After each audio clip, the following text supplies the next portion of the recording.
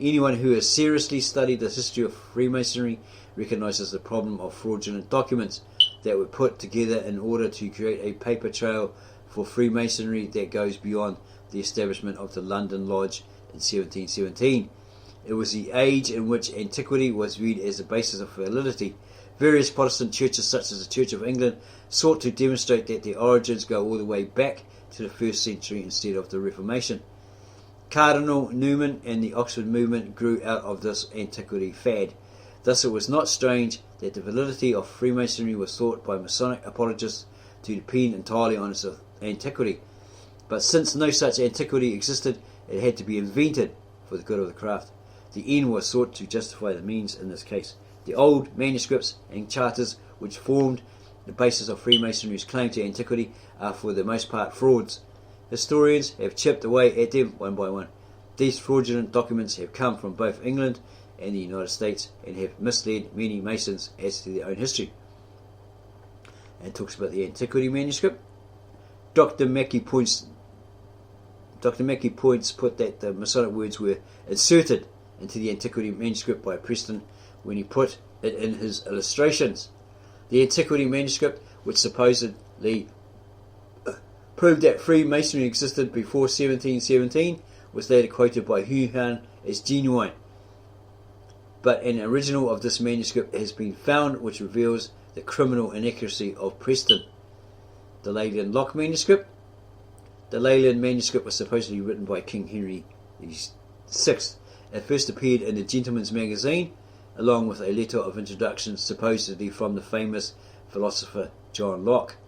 It was picked up and quoted by Huddersford, the Pocket Companion, Calcott's Candid Disquisition, Hutchinson, Dermot's Ahiman Rezon, Preston's Illustrations, Northalk's Constitution, and is even surfaced in a French translation through Thory and in German through Lessing, Krauss, and several others. It is still being quoted as proof of the craft's antiquity.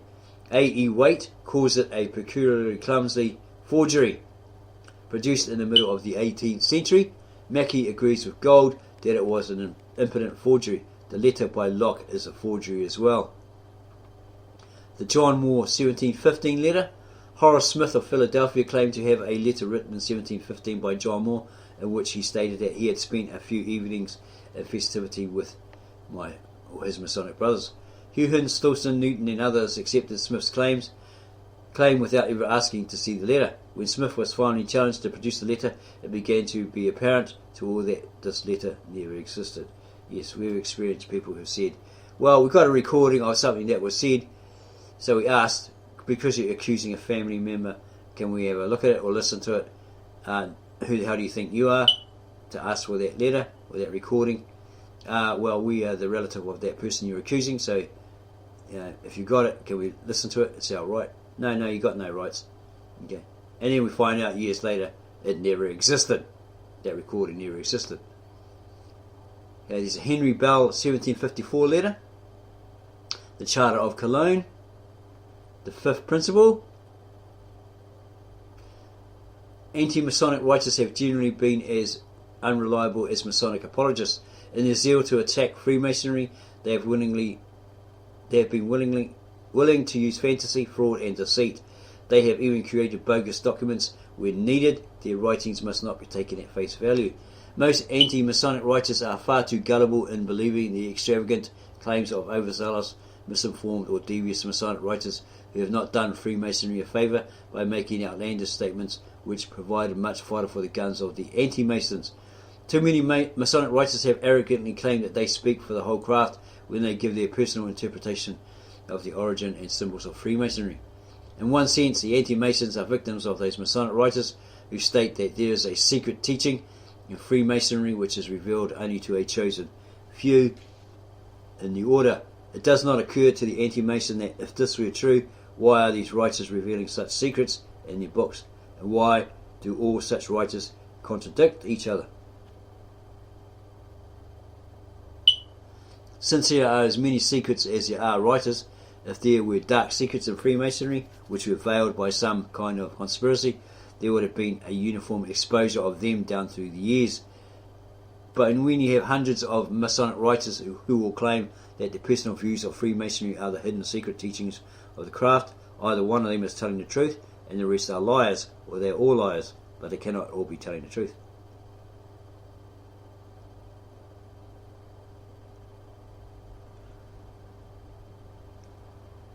Another error typically made by anti-Masons is the assumption that Freemasonry is based on the writings of a single individual. They usually pick Albert Pike as the official spokesman of Freemasonry, although it clearly violates the landmarks of Masonry to adopt the religious views of one man as the view of the craft. Some Masons have said that Albert Pike speaks for the whole craft. Thus, anti-Masons can hardly be faulted for using the strange beliefs of Albert Pike to attack Masonry. And these authors say they deal with Pike later on in their study. Two notable anti-Masonic frauds deserve special notice. The Norton Affair. An Orthodox Jew by the name of Jacob Norton petitioned the Grand Lodge of Massachusetts to remove the obvious Christian elements in Freemasonry, such as reference to St. John, the cross, the Crusades, etc. The Grand Lodge naturally refused to alter anything in the rite. In great bitterness, Norton resigned from the craft and attacked it by making false and misleading statements concerning the history of the lodge and its teachings.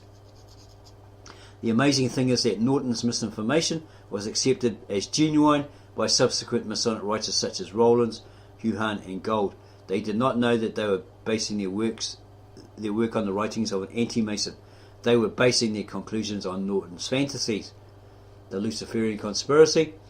Of all the attacks against the craft, none are so vicious as the charge that Masons are a secret cult of devil worshippers or Satanists, and that at some point in the higher degrees they must pass through a Luciferian initiation. Where most Masons hear of a Luciferian conspiracy and Freemasonry, they simply shrug it off in the belief that no one would seriously entertain such a scurrilous charge. Since most Masons in the United States are members of Christian churches and many clergymen belong to the fraternity, the idea that they are all involved in some kind of devil cult is absurd.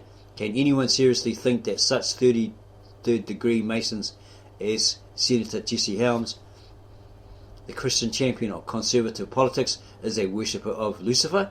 Or that one of the most well-known evangelists in the world is a Luciferian because he is a 33rd degree Mason? It would be helpful to pause and consider the origin of the Luciferian charge. One of the most interesting episodes in the history of Freemasonry is the Anti-Masonry Movement, spawned in 19th century France by one Leo Taxil. What is known about Taxil does not endear him to the bosom of anyone. He was thrown out of a Catholic seminary before he took holy orders. Although the exact cause for his expulsion is not known, the result is, as a reaction, he became a raving atheist, an anti-Catholic and anti-cleric. He spent his time printing scandalous stories of sexual crimes of priests, monks and nuns. He was quite adept at making up stories when needed. He joined the Masonic Lodge as another way to thumb his nose at the clergy. He was welcomed at first because French Masonry had always been infected with skeptics, anti-clerics and revolutionaries, but not long after, Taxil's lies and fabrications caused him to be thrown out of the lodge. He now became as zealous an anti-Mason as he was an anti-Catholic. According to his own testimony, it was at this time that he came up with a brilliant idea that would enable him to take vengeance on Freemasonry and Catholicism at the same time. First, he would feign reconversion to Catholicism. This he attributed to a vision of Joan of Arc.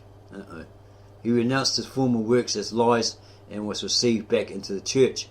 Second, he would whip the clergy into a frenzy against Masonry by revealing that it was actually a secret Luciferian devil cult.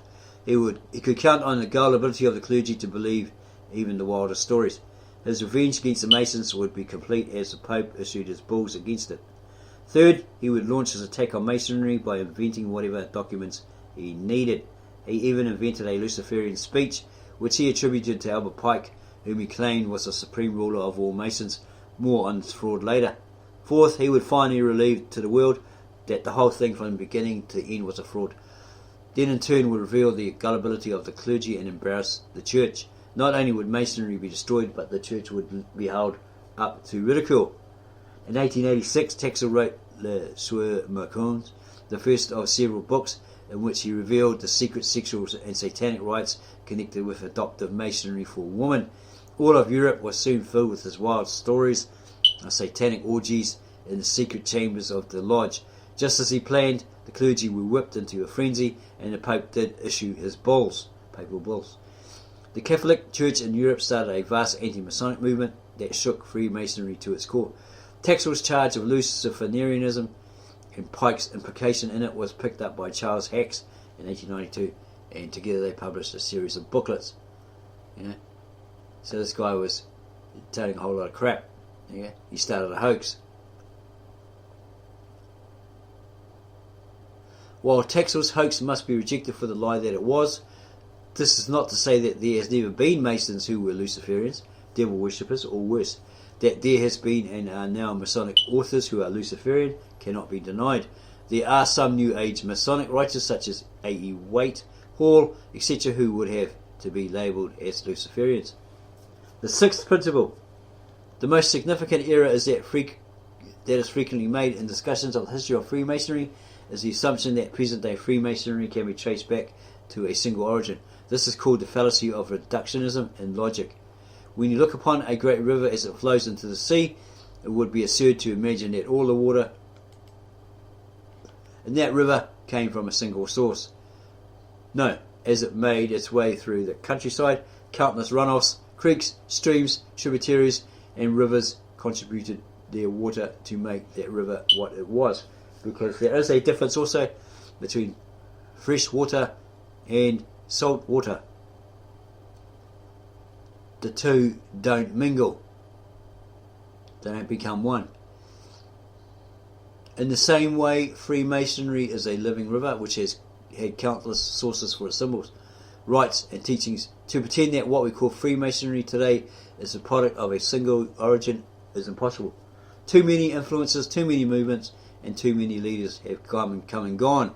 For example, while it would be erroneous to say that present-day Masonry came from Rosicrucianism as a single origin, it would be perfectly proper to say that Rosicrucianism had a clear influence on French Masonry, and its symbols and teachings can still be found in some of the higher degrees. The same can be said of Swedenborgianism. While its influence on Swedish Masonry cannot be denied, and its influence can still be seen in some of the higher degrees, it would be wrong to say that Swedenborgianism is the origin of present-day Freemasonry. It became clear to these authors after reading hundreds of Masonic books, lectures and articles that the attempt to trace present-day Freemasonry to a single origin is impossible because, like a living language, Freemasonry is always evolving and changing as new influences bear upon it. Conclusion. The study of Freemasonry is a deep subject and it requires special care due to all the fraudulent claims made by Masons and non-Masons alike. But those 6 principles will keep us safe as we strive after the truth of the origins, history and teachings of Freemasonry. Here comes the shocker. Chapter 2. Christian Origins.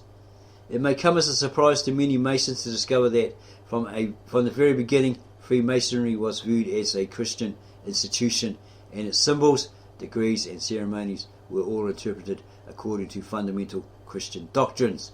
The founders of Masonry did not view themselves as pagans, cultists, occultists, Mayans, Druids, witches, Hindus or Buddhists.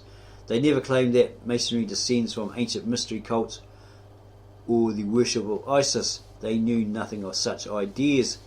The Christian interpretation of Freemasonry was the accepted norm until the later half of the 19th century. All of the early writers were committed Christians, and many of them were clergymen of conservative churches. A Christian view of the origin of the lodge was given by Anderson, Hutchinson, Oliver Webb, Leon Huhan, and many others. Hutchinson gave a distinctively evangelical interpretation of Masonry. He interpreted the third degree as referring to Jesus Christ in the following words. The great Father of all, commiserating the miseries of the world, sent his only Son, who was innocence itself, to teach the doctrine of salvation, by whom man was raised from the death of sin unto the life of righteousness, from the tomb of corruption unto the chambers of hope, from the darkness of despair to the celestial beams of faith. Thus the Master Mason represents a man under the Christian doctrine, saved from the grave of iniquity and raised to the faith of salvation. As the great testimonial that we are risen from the state of corruption, we bear the emblem of the Holy Trinity as the insignia of our vows and of the origin of the Master's orders. Mackay comments, the Christianization of the third or Master degree, that is, the interpretation of its symbols as referring to Christ and to Christian dogmas, is not peculiar to nor original with Hutchinson. It was the accepted doctrine of almost all of his contemporaries, and several of the rituals of the 18th century contain unmistakable traces of it. Even as late as the middle of the 19th century, Dr. Oliver had explicitly declared that if he had not been fully convinced that Freemasonry is a system of Christian ethics, that it contributes its aid to point the way to the Grand Lodge above through the cross of Christ, he should never have been found among the number of its advocates. He would never have been a member, or to be found to be a member. The interpretation of the symbols of Freemasonry from a Christian point of view was, therefore, at the period when Hutchinson advanced the theory, neither novel to the craft nor peculiar to him. And here's the position of Dr. Oliver. According to Mackey, the first attempt to de-Christianize the craft was by Hemming in 1813. The fraternity rejected Hemming's attempt to de-Christianize the craft. The Norton Affair, already alluded to in Chapter 1, is another example of the Christian nature of early Masonry. Indeed, it was not until after the Anti-Masonic Movement from 1826 to 1836, when conservative Christians were forced out of Freemasonry, that the twin process of de-Christianizing and paganizing the craft could get underway. Due to the anti-Masonic hysteria of the period following the murder of Captain Morgan, was that Captain Henry Morgan, by some misguided Masons, such church leaders as Charles Finney, D. L. Moody, is that Dwight L. Moody, the great evangelist, Charles Blanchard and Alexander Campbell and R. A. Torrey managed to pull nearly all of the evangelical Christians out of Freemasonry. Many conservative churches told their Masonic members that they had to quit Masonry or to get out of that church. Families and churches were torn into pieces as the controversy raged from one end of the country to the other. Yeah, it sounds like Dwight L. Moody of the Moody Institute. It might be him. You have to check that one out. With this kind of pressure, the churches were able to shut down over half of the lodges in the country. They even managed to shut down every single lodge in the state of Vermont. The Christian majority of the lodge was forced to leave the craft. As the conservative Christians left Freemasonry, they handed it over to those members who did not care what the Christian church or its leaders had to say. The vast majority of the Masons who took over leadership positions after the anti-Masonic purges were not Christians and began to reinterpret the craft according to anti-Christian principles. Albert Pike stated that the best friends of Masonry in America were the anti-Masons of 1826 because they purified Masonry by persecution. According to Pike, the anti-Masonic movement drove the Christian majority out of the lodge, and this left the way clear for him to redesign the entire craft according to his own pagan religious views. The nature of those views will be examined in some detail later. If you listen to him, yes, he does. On his audio, etc., lectures, talk a lot about pagan ideas. Okay. Pike expressed nothing but contempt for the historic Christian interpreters of Freemasonry and singled out Webb and Preston for special ridicule. Okay, he was picking on them in particular. Lest anyone think that he did not understand the historic Christian view of Masonry, he described it in great detail and then dismissed it with a wave of his hand. As these authors commenced their research, they decided to read all of Masonic literature in its chronological order, beginning with Anderson's Constitutions written in 1723. This procedure made it crystal clear that Freemasonry was understood to be a Christian institution until the Anti-Masonic Movement of 1826. Starting in 1871, Pike tried but failed to shake Masonry free from its Christian heritage. His pagan views were ignored for the most part in his own day. The attempt to paganize the craft did not really get underway until the 1920s, when there was an avalanche of Masonic books which sought to trace Masonry to pagan origins. But we must emphasize that the pagan interpretation of the craft was by and large limited to the leadership. Pike's book, Morals and Dogmas, is so poorly written that very few Masons own a copy of it, or if they do, it is hard to imagine that they have ever read more than 2 or 3 pages of it. During the same 1920s, when the leadership was becoming pagan in its view of the craft, millions of conservative Christians flooded back into Freemasonry. One example would be the hundreds of thousands of conservative Southern Baptists who joined the fraternity. It was during this time that the craft recorded its highest growth in membership in its history. Since many of these new members were pastors, elders and deacons in their churches, they naturally picked up the original Christian interpretation of the symbols and rites of Freemasonry. Thus, while the leadership was becoming pagan, the bulk of the membership returned to the original Christian view. Since the 1920s, Freemasonry has developed along 2 different tracks. For the vast majority, the craft is a fraternity and not a religion. In particular, it is not some kind of pagan religion which would contradict the Christian convictions. This is why many members feel insulted when a modern anti-Mason calls them Druids or witches. On the other hand, there is a small vocal minority which openly calls Freemasonry a religion and dogmatically states that Masonry is in fact a revival of certain ancient pagan religions which are all openly anti-Christian. Since they are constantly writing books on Freemasonry which give it a pagan slant, and they arrogantly claim to speak for the whole fraternity, is it any wonder that anti-Masons have a field day with their extreme statements? In many of their books, their modern pagan writers such as Manly Hall do not hesitate to castigate the vast Christian majority of the craft as stupid and ignorant. There is clearly a civil war going on within Freemasonry itself that must be resolved one way or the other. The tension and the lodge between the pagans and the Christians has resulted in a tremendous decline in attendance and membership. This tension is in reality a fight over whose religious convictions will be allowed to interpret the symbols and rites of the craft.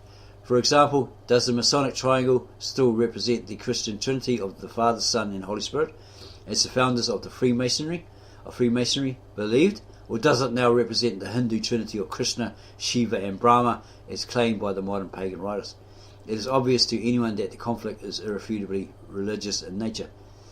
The persistence of the Christian interpretation explains why millions of sincere Christians presently belong to the craft and do not see any conflict between it and the Christian convictions. They do not believe in the new pagan interpretation of Freemasonry and continue to believe in the historic Christian interpretation of the craft. They represent the silent majority of Freemasonry. Since the authors examine this issue in greater detail later on in the book, let us now return to the task at hand and survey the early Christians' ideas of the origins of Freemasonry. Pre-biblical origins. Early Masons such as Anderson, Hutchinson and Oliver attempted to give Freemasonry an aura of antiquity by tracing its beginnings to pre-biblical times.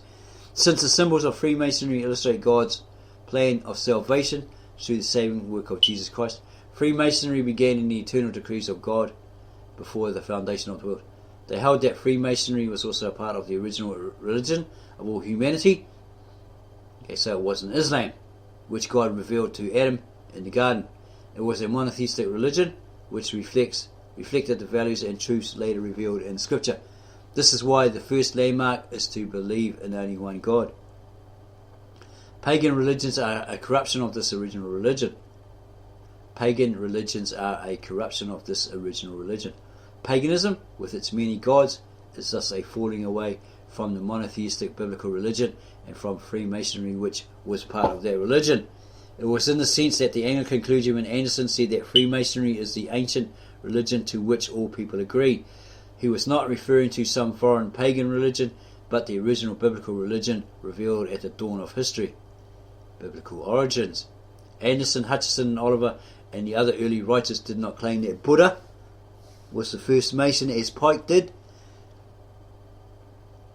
but referred to the following biblical characters as being the first members of the craft: Adam, the patriarchs, Cain, Joseph, etc., etc. Noah and his sons, Jesus, the builders of the Tower of Babel, and so forth. Post-biblical origins and the criticisms against that. And then conclusion.